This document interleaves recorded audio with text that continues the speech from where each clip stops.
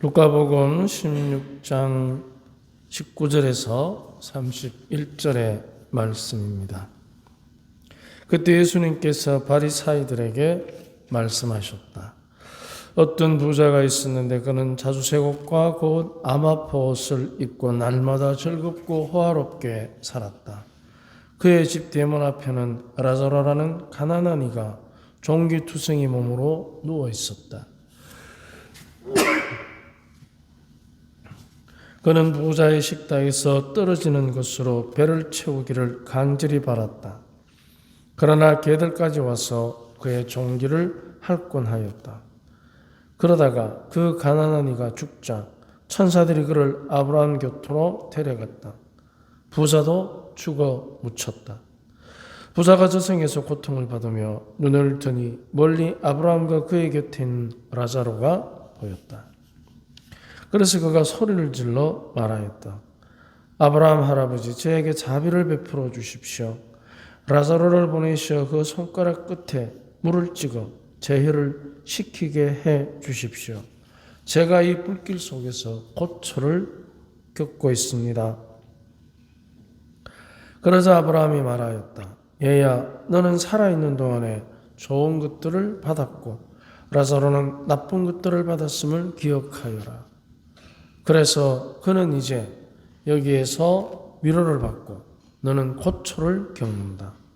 게다가 우리와 너희 사이에는 큰 구렁이 가로놓여 있어 여기에서 너희 쪽으로 건너가려 해도 갈 수 없고 거기에서 우리 쪽으로 건너오려 해도 올 수 없다.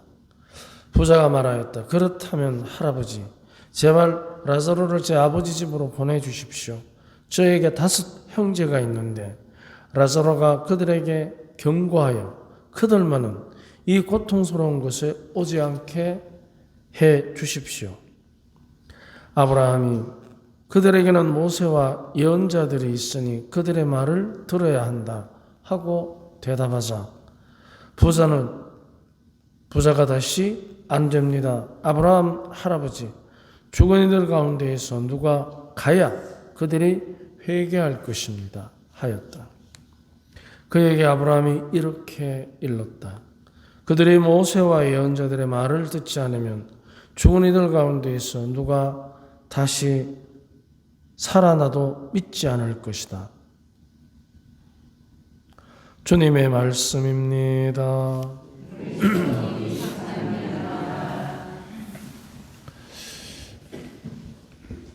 우리가 이 부자와 라자로 이야기를 우리는 굉장히 복음 이야기를 많이 들었을 겁니다. 라자로라는 말의 뜻이 있습니다. 부활한 자라는 뜻입니다. 성경에 라자로가 또 다른 데 나오죠. 예수님께서 죽은 라자로를 불러내시는 장면이 있습니다. 그렇다면 왜 하필 그 이름이 라자로일까? 부활한 자라는 뜻입니다. 살아서는 거지입니다. 그런데 그 거지가 원하는 것은 다른 게 없습니다. 배를 채우는 것입니다. 무엇으로? 음식의 찌꺼러기로. 그게 거지의 바람입니다. 그런데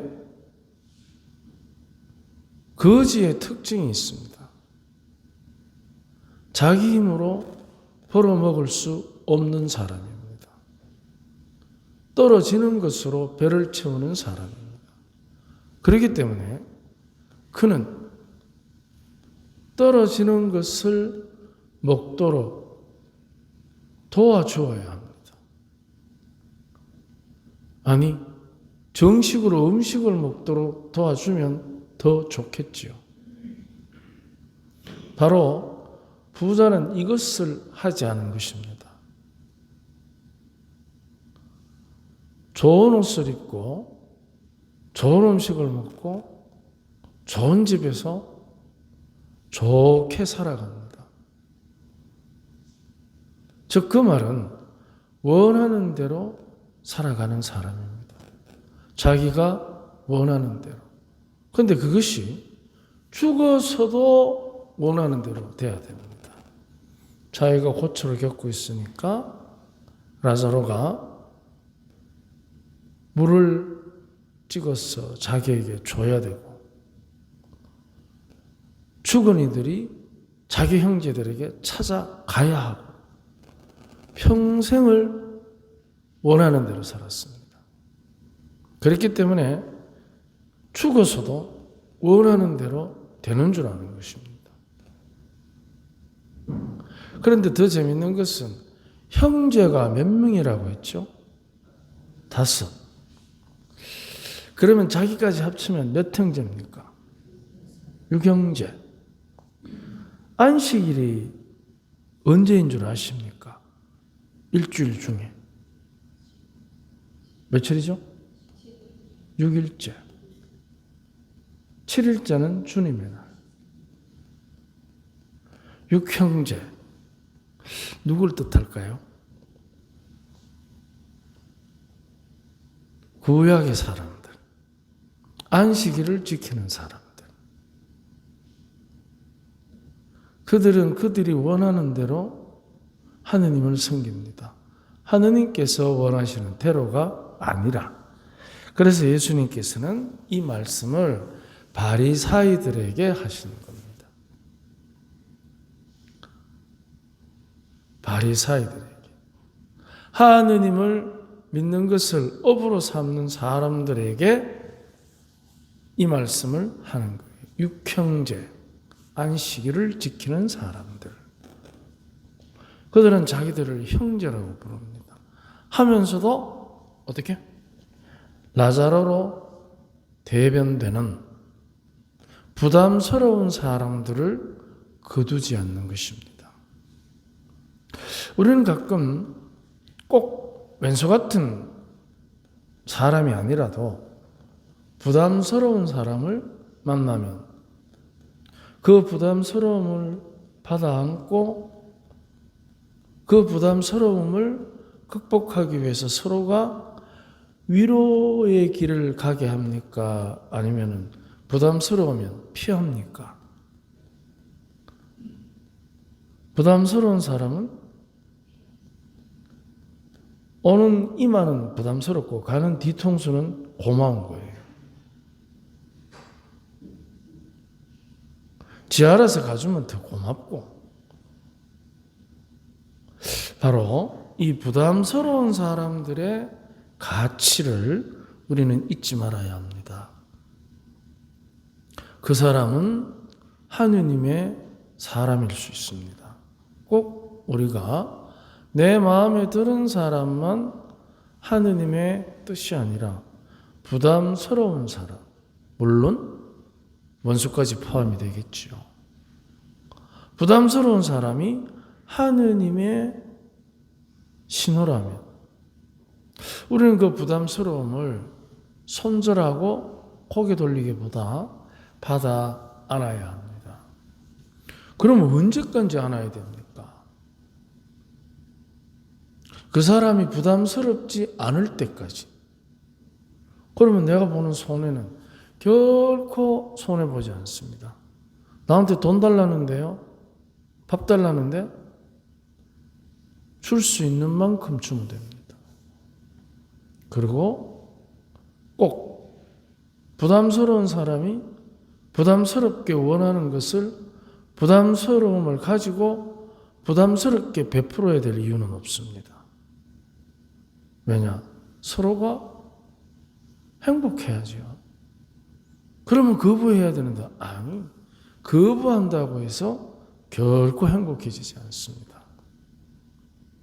그러면 지금 내가 할 수 있는 만큼 처량하고 안 됐으니까 내가 있는 양껏 해줘야 된다는 부담감, 그건 역시 어리석은 교만일 수 있습니다. 양껏 해주지도 않으면서 양껏 해줘야 된다는 부담만 안고 사는 거예요. 그래서 그 부담이 결국은 손절, 외면으로 연결됩니다. 그러지 말고 우리가 정말 서로가 행복해지는 선택을 해야 하는 것입니다. 즉,